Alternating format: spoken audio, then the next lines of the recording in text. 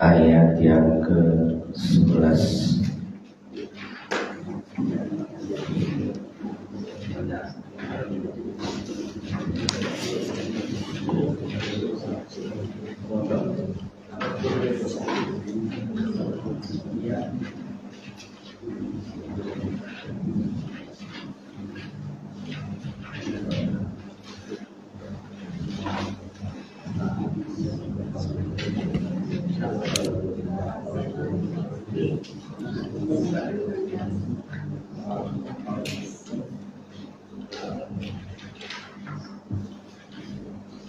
Surah Al-A'raf ayat surah yang ke-7 ayat yang ke-11.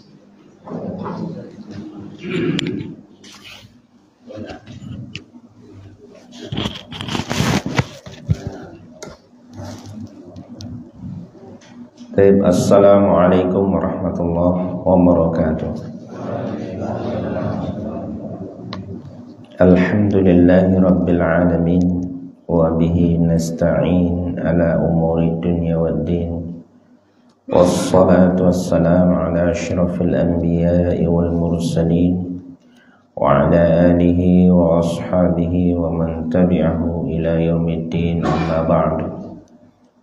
Alhamdulillah, segala puji hanya milik Allah, segala kesempurnaan milik Allah, segala keteraturan ketetapan Allah, segala qadar yang baik dan buruk itu adalah ketentuan Allah. Segala kenikmatan yang kita rasakan itu berasal dari Allah Subhanahu wa ta'ala. Maka wajar dan selayaknya hamba memuji Allah dengan kata alhamdulillah. Segala puji hanya milik Allah Subhanahu wa ta'ala. Kita bersyukur kita masih diberikan kesempatan untuk hidup, kemudian kita diberikan kesempatan untuk mentadaburi Al-Quran secara rutin, sebagaimana Allah Subhanahu wa ta'ala firmankan di dalam surat Muhammad ayat 24, afala yatadabbaruna al-Qur'an am ala qulubin aqfaluha.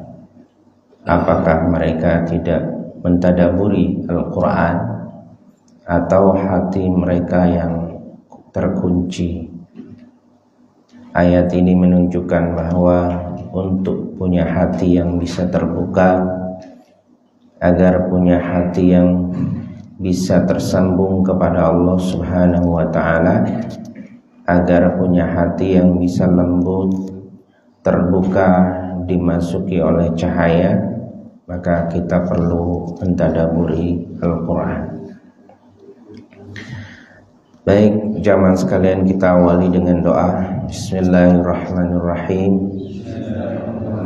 Rabbi zidni ilma, Allahumma anfa'ni bima 'allamtani wa'allimni ma yanfa'uni warzuqni ilman yanfa'uni. Amin.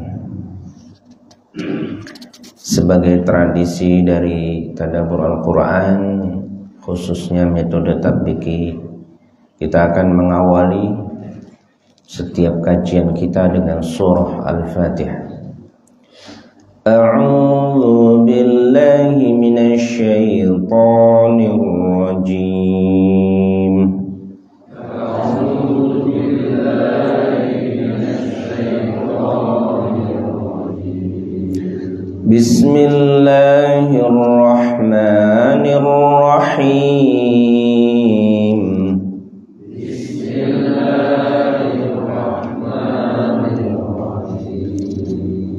Alhamdulillahi rabbil alamin. Alhamdulillahi rabbil alamin. Ar-Rahmanir Rahim. Ar-Rahmanir Maliki yaumiddin.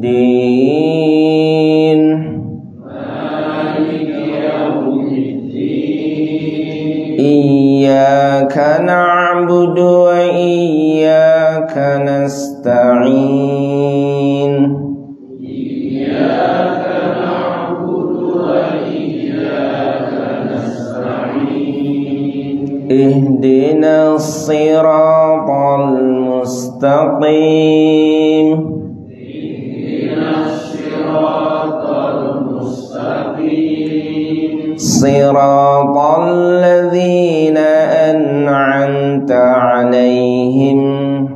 Siratal ladzina an'amta 'alaihim. Ghairil maghdubi 'alaihim waladdallin.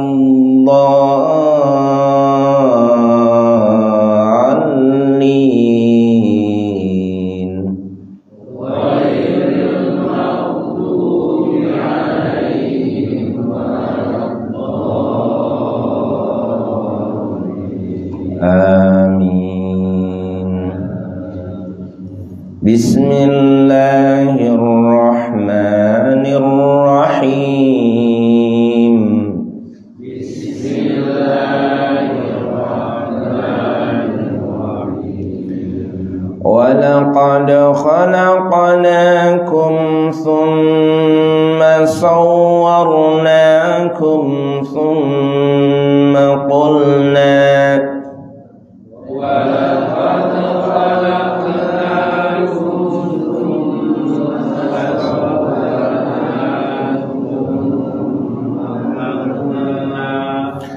ثم قلنا للملائكة اسجدوا لآدم فسجدوا.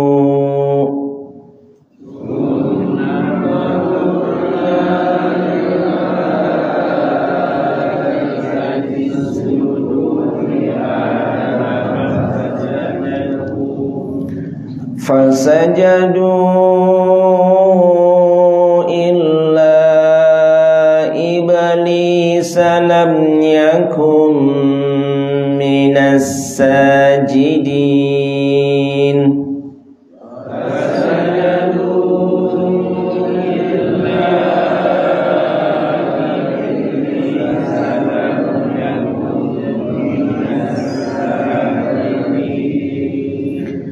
قال ما منعك ألا تسجد إذ أمرتك.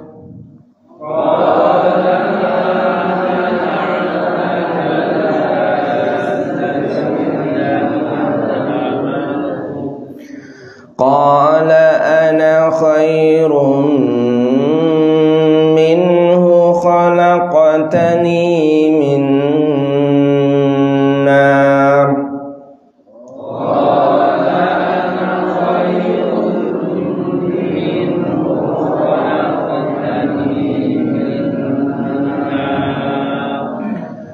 خلقتني من نار وخلقته من طين.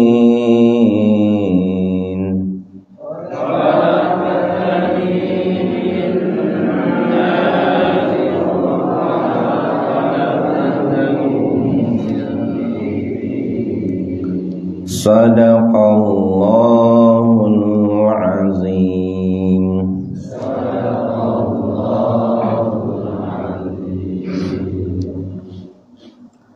Langsung kita artikan secara lafziah. Bismillahirrahmanirrahim. Walaqad dan sungguh,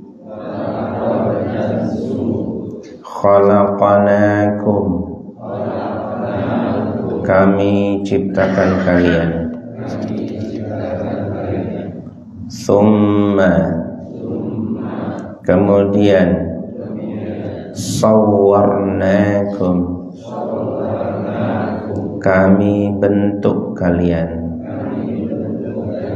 summa kemudian, Qulna, kami berkata, lil malaikati,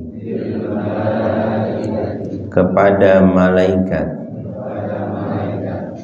usjudu, sujudlah kalian, li Adama, kepada Adam, fasajadu, maka mereka sujud, illa, kecuali iblisa, iblis, lam yakun, ia tidak ikut, minas sajidin, termasuk orang yang sujud, minas sajidin, termasuk yang sujud.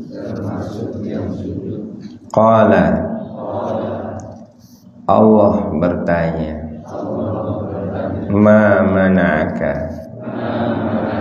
apa yang mencegahmu,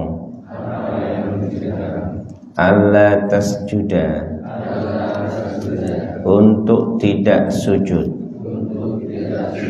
il amartuka, ketika aku perintahkan padamu. Qala, ia menjawab, ana khairun, aku lebih baik, minhu, darinya, khalaqatani, engkau ciptakan aku, min nar, dari api, wa khalaqatahu, dan engkau ciptakan dia,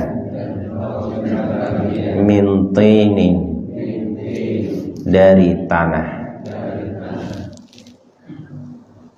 Baik, itulah kosakata yang kita dapatkan dari dua ayat ini. Di sana ada kata khalaqa, ada kata sawwara. Ya, khalaqa membentuk, sawwara merupa, artinya khalaqa menciptakan, sawwara membentuk. Kemudian di sana ada kata al-malaikah, para malaikat. Kemudian di sana ada kata iblis. Nah, di sana juga ada kata sajid, sujud, orang yang sujud. Kemudian di sana ada kata mana'a, mencegah. Ya. Kemudian di sana ada apa lagi? Nar. Nar itu apa? Api. Tin. Tin itu dari tanah. Baik, alhamdulillah, kosakata kita pada pagi hari ini cukup banyak. Mudah-mudahan bisa melekat di dalam benak kita. Menurut penelitian di London, orang yang belajar kosakata Al-Quran itu cerdas, karena Al-Quran itu kurang lebih sekitar 6.000-an kosakata. Jika kita belajar terus menerus, maka akan melahirkan kecerdasan. Ya, maka jamaah Darussalam ini harus cerdas-cerdas. Baik, kalau kita artikan secara langsung ayat ini, dan sungguh kami telah menciptakan kalian, kemudian membentuk kalian, kemudian kami katakan kepada para malaikat, sujudlah kalian kepada Adam, maka mereka semuanya sujud kecuali iblis yang tidak ikut serta yang sujud. Ketika Allah bertanya, kenapa engkau tidak sujud? ketika aku perintahkan? Maka iblis menjawab, saya lebih baik darinya. Engkau ciptakan aku dari api, sedangkan engkau ciptakan dia dari tanah. Baik, jamaah sekalian, ini perlu kita sampaikan supaya kita tahu asal usul, ya. Kalau usul nggak boleh asal. Ya, jadi seperti itu. Apalagi lanjut. Baik, di sini di dalam tafsir Al-Munir ini diberikan judul Takrim al-Basyariyah bis-sujud li Adam wa igwa'ish syaitan wa tardihi minal jannah. Kemuliaan manusia, yaitu dengan diperintahkannya sujud kepada Adam, serta pembangkangan syaitan dan pengusirannya dari surga. Nanti kita akan lanjutkan pada ayat-ayat berikutnya. Di sini yang pertama yang harus kita cermati bahwa ada kata-kata sujud, yaitu yang harus digarisbawahi. Sujud yang dimaksud di sini bukan sujud menyembah, tapi sujud yang dimaksud di sini adalah sujud takriman, penghormatan. Penghormatan kepada siapa? Kepada Adam. Siapa Adam? Manusia. Kenapa harus dihormati? Ketika kita kembali kepada surah Al-Baqarah ayat 30 dan seterusnya, karena manusia itu diberikan unsur yang unik. Dia diciptakan dari unsur tanah yang rendah sifatnya. Kemudian dia diberikan hawa nafsu. Nah, untuk menggunakan dua unsur ini menjadi baik, itu membutuhkan ilmu. Sehingga Adam dibekali dengan ilmu. Sedangkan malaikat, dia unsurnya hanya satu arah. Ya, satu arah itu arahnya apa? Ketaatan kepada Allah Subhanahu wa ta'ala. Jadi kalau ada malaikat gak taat itu aneh, ya kan? Maka malaikat itu diciptakan hanya untuk taat, dan tidak ada tantangan untuk taat. Dia tidak dibekali dengan hawa nafsu. Jadi ketaatannya itu tidak ada tantangan. Maka segala sesuatu yang membutuhkan tantangan itu nilainya tinggi. Nilainya tinggi.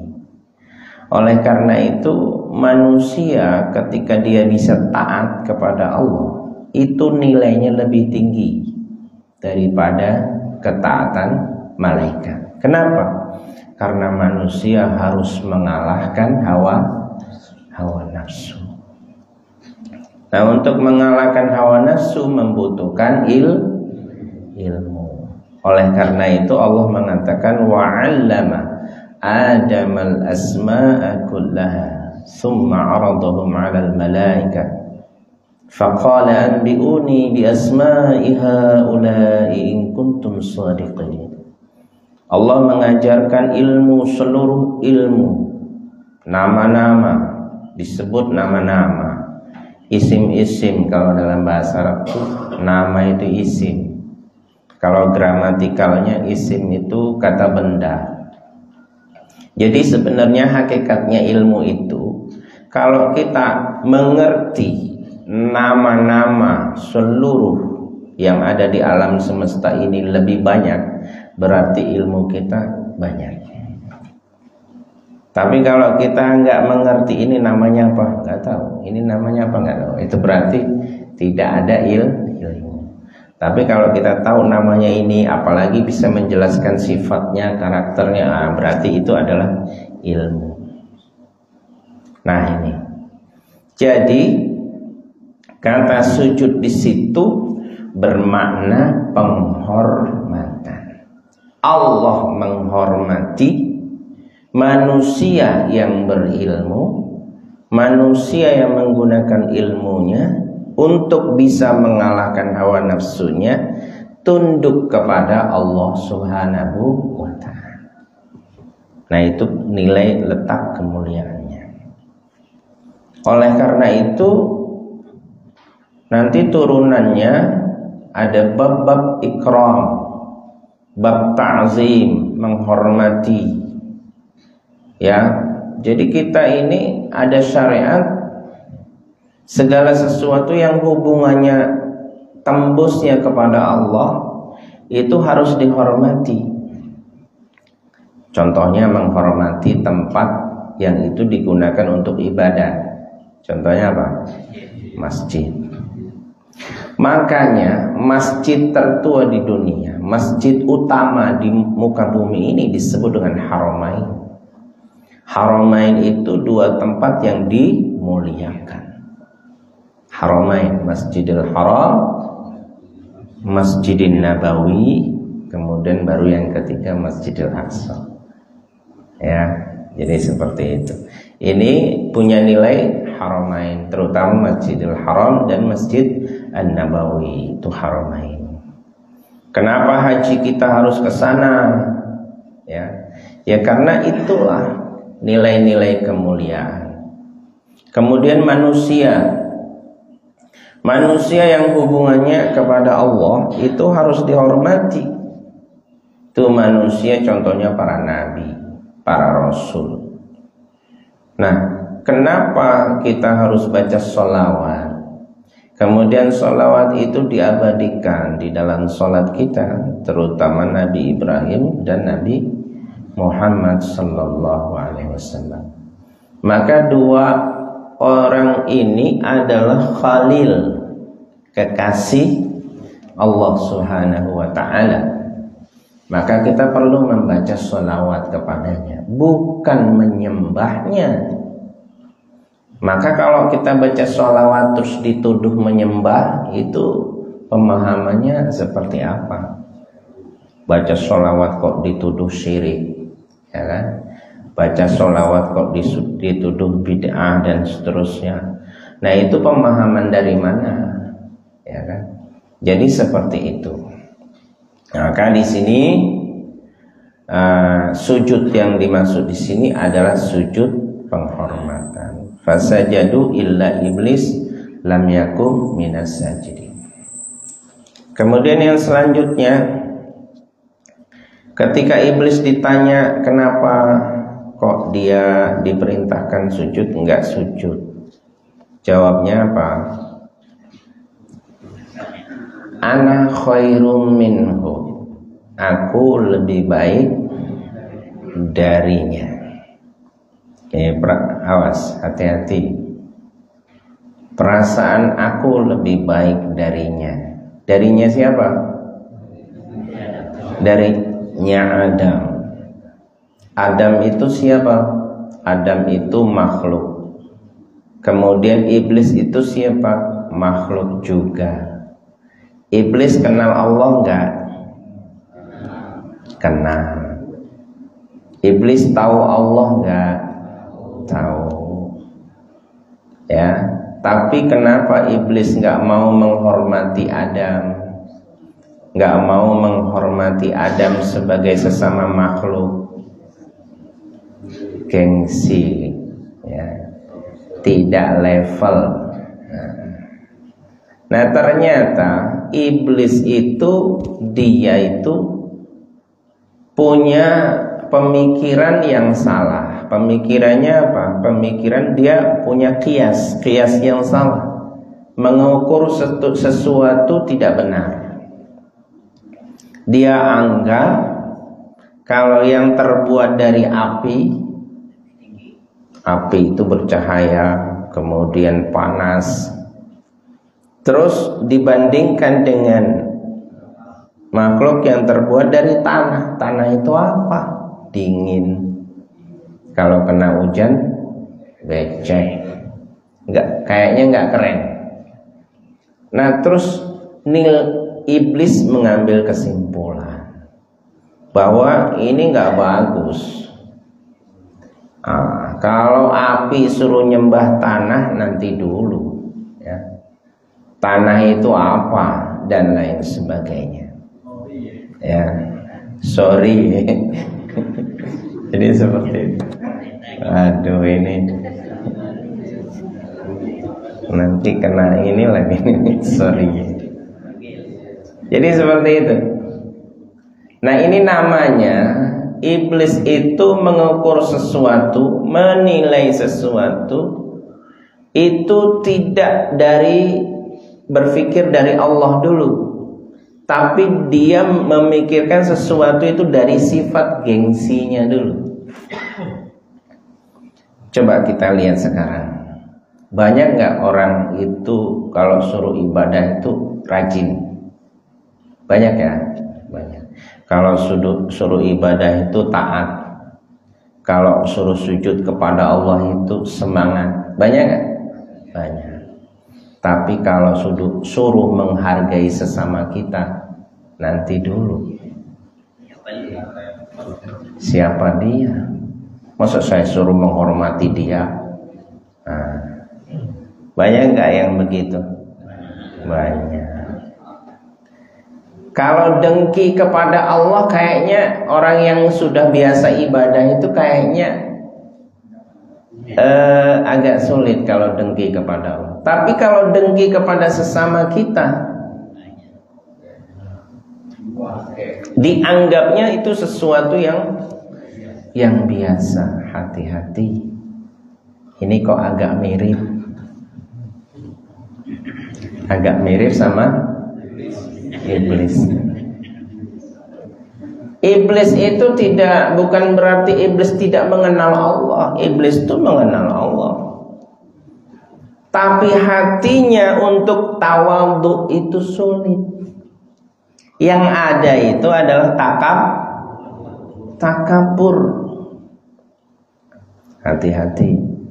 Kadang-kadang ada orang yang takabur itu faktornya karena dia ahli ibadah. Sholat paling rajin, ke masjid gak pernah ketinggalan jamaah, puasa Senin, Kamis, sodakoh gak pernah absen. Lama-lama timbul hatinya, ya, ujub namanya. Ujub itu takjub itu apa? Bangga dengan diri sendiri, bangga dengan amal yang dia lakukan selama ini. Akhirnya dia melirik ke kanan dan ke kiri. Melirik ke kanan, dia belum level sama saya. Dia kayaknya cuman ibadahnya cuman 5 waktu doang.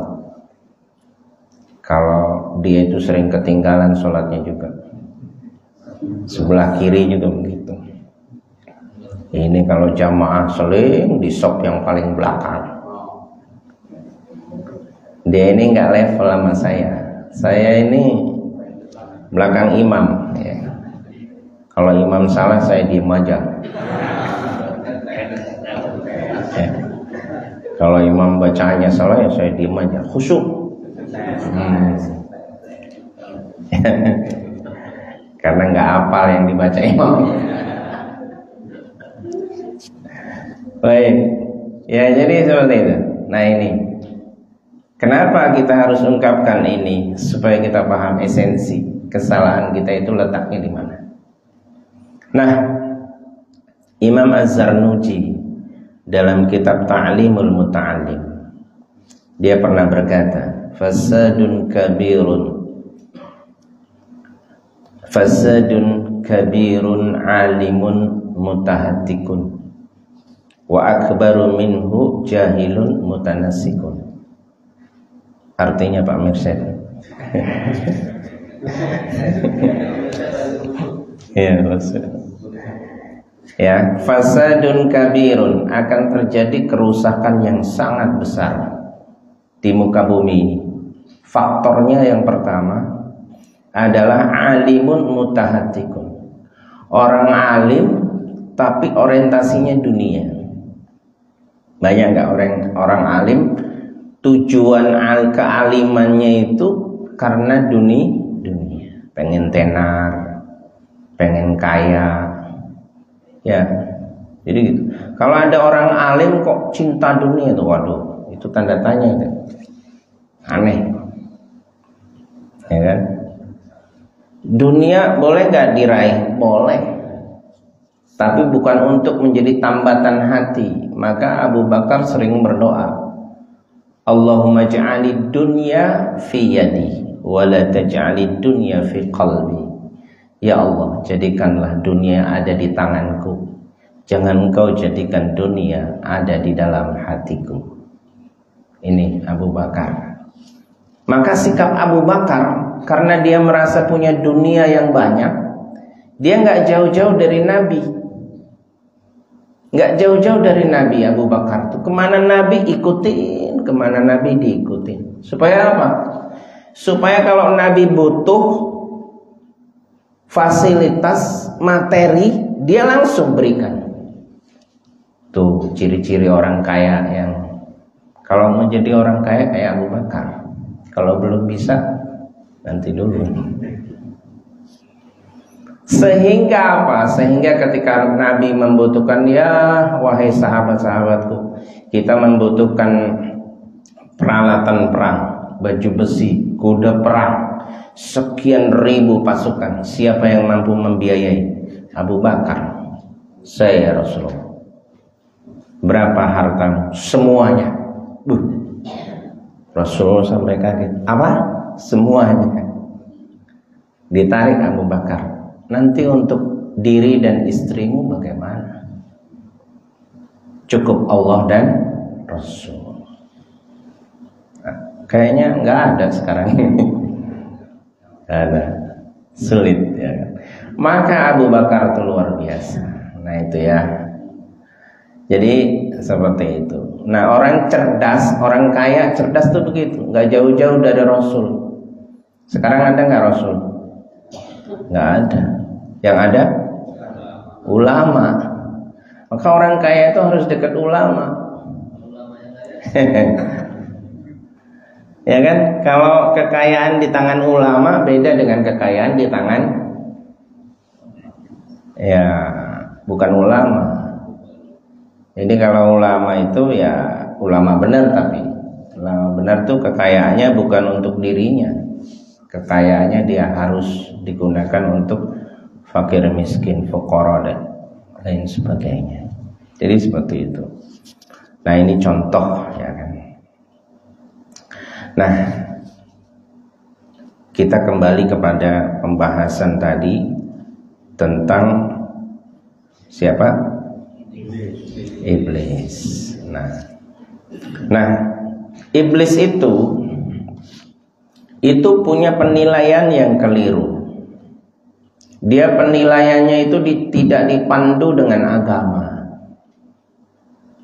Nah bahaya kalau kita punya penilaian yang tidak dipandu dengan agama, hanya berdasarkan pikiran pribadi, itu nanti keliru. Maka di dalam tafsir Al-Munir ini, Fiqhul Hayati Awil Ahkam, di situ disebutkan ya, faman qasa ad-dina bi ra'yihi qaranahu Allahu ma'a iblis. Barang siapa yang menilai, mengukur agama dengan ra'yunya, dengan akal pikirannya, maka Allah akan mendekatkan dirinya kepada iblis. Barang siapa yang mengukur agama dengan ra'yunya, dengan pemikirannya, tidak dipandu dengan ilmu Al-Quran dan Sunnah, ijma ulama, qiyas para ulama, maka dia akan didekatkan dengan syaitan atau iblis. Nah jadi Kias yang iblis lakukan itu adalah kias yang keliru. Sementara kias itu dibutuhkan. Nah, dalam hukum, kias itu dibutuhkan dalam hukum. Contohnya, kita zakat fitrah. Dalam Al-Quran ketentuan zakat itu sudah pasti. Di dalam hadis ketentuan zakat disebutkan kurma, zakat fitrah. Kalau kita Indonesia prakteknya gimana? Pakai apa? Pakai beras. Beras itu dari mana? Dari kias. Kias dari mana? Kias dari kurma. Tadinya wajib zakat fitrah itu kurma. Nah, maka para ulama mengkiaskan kurma dengan beras. Kenapa beras? Karena kurma itu dikiaskan kepada qutil balad. Qutil balad itu berarti makanan pokok daerahnya masing-masing. Kalau kita bayar zakat fitrah pakai kurma, kasihan orang Indonesia. Kurma itu nanti harganya 70.000 sekilo. Kalau kita di rumah saya misalkan ada 10 jiwa, berarti satu jiwanya 70.000 kali 8 atau 10 jiwa misalnya. Nah, itu berat untuk orang yang tidak mampu. Tapi kalau dikiaskan kepada beras harganya berapa sekilo? 15.000. Berarti ringan. Kalau orang Arab ya pakai kurma, orang kebunnya di belakang rumah. Kita punya kebun 2 ini kurma nggak buah-buah. Baik. Ya, jadi ini ya. Jadi inilah yang kita pelajari dan kita fahami mentadaburi ayat ini, bahwa ya iblis itu bukannya iblis itu tidak mengenal Allah. Iblis itu mengenal Allah.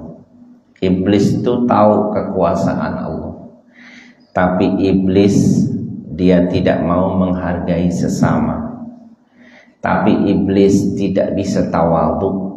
Tapi iblis lebih bisa takabur. Maka hati-hati dengan diri kita. Kalau hanya bisa takabur, itu tidak perlu ilmu. Tapi kalau kita mau tawadhu, maka membutuhkan ilmu. Disitulah. Jadi kalau selama ini kita belajar, terus hasilnya takabur, sombong, maka ilmunya kayaknya salah deh. Ya. Ilmunya tidak tepat penggunaannya. Biasanya kalau sombong itu orang punya apa? Yang sering disombongin itu apa? Harta. Boleh nggak punya harta? Boleh, tapi jangan sombong. Bisa nggak? Itu masalahnya. Ya, boleh nggak kita rajin ibadah? Boleh, bagus. Jadi orang soleh itu bagus. Tapi jangan lupa bahwa tawadhu juga ibadah. Kadang-kadang kita lupa. Kalau kita bicara ibadah lahiriah, sementara ibadah batin jarang kita sebut-sebut. Seperti pesan Rasulullah kepada Anas, wahai Anas, jika engkau pagi bangun, kemudian engkau sore hari melakukan sesuatu, seharian penuh kamu melakukan sesuatu, terus kamu tidak pernah dengki kepada saudaramu, kepada orang lain, maka itu sungguh sudah menjadi ibadah berarti, dan itu adalah bagian daripada sunnahku. Kadang-kadang kita tidak menilai ini sebagai sunnah. Orang itu nggak sholat sunnah, orang itu nggak puasa sunnah, terus tidak melaksanakan sunnah, dianggap tidak melaksanakan sunnah. Berarti kita kurang piknik ke hadis-hadis Nabi yang lain. Ya, jadi hadis Nabi itu banyak. Alangkah banyaknya peluang kita untuk menjadi abid, orang yang beribadah kepada Allah. Ya, oleh karena itu mari kita ibadah bukan hanya lahiriah, tapi juga batiniah. Dan kayaknya yang agak sulit yang lahiriah apa yang batiniah? Batiniah. Nah, yang sholat di depan, sok paling depan, itu punya potensi sombong nggak? Punya ya? Punya. Sementara yang sholat ketinggalan, punya nggak potensi sombong? Enggak. Tapi dia punya potensi tawadhu, rendah. Ya, merendahkan hati. Orang yang mengaku dosa-dosanya banyak di hadapan Allah, itu kadang-kadang jauh lebih baik daripada orang yang merasa dirinya paling banyak ibadah. Allah sangat mencintai orang yang mohon ampun kepadanya.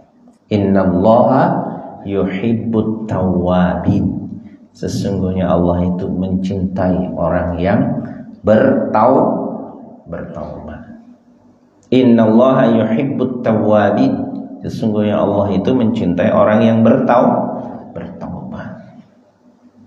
Orang yang bertaubat itu nggak pernah salah apa banyak salah? Banyak salah. Tapi bukan salah yang direncanakan, di planning. Kesalahan saya harus, enggak begitu maksudnya. Ya, sehebat-hebatnya kita menghindari kesulitan atau kesalahan, manusia kadang-kadang lupa dan lalai. Al-insan mahalul khata' wan nisyan, kata Nabi. Manusia itu adalah tempatnya salah dan lupa. Makanya namanya insan. Asal katanya nasia. Kenapa nasia? Karena banyak makan nasi. Bukan, karena dia banyak lupa. Baik. Ini ya, jadi kata kuncinya kita harus berlatih diri untuk menjadi orang-orang yang selalu tawadhu. Kemudian bagaimana cara kita selalu menghindarkan diri kita dari tipu daya setan? Jangan kemana-mana, nanti kita akan ada pertemuan yang akan datang. Ya. Baik, itu saja yang bisa saya sampaikan pada kesempatan pagi hari ini. Kita tutup majelis kita dengan membaca doa. Bismillahirrahmanirrahim. Subhanakallahumma wa bihamdika asyhadu an la ilaha illa anta astaghfiruka wa atubu ilaik. Kurang dan lebihnya saya mohon maaf. Wabillahi taufiq wal hidayah. Assalamualaikum warahmatullahi wabarakatuh.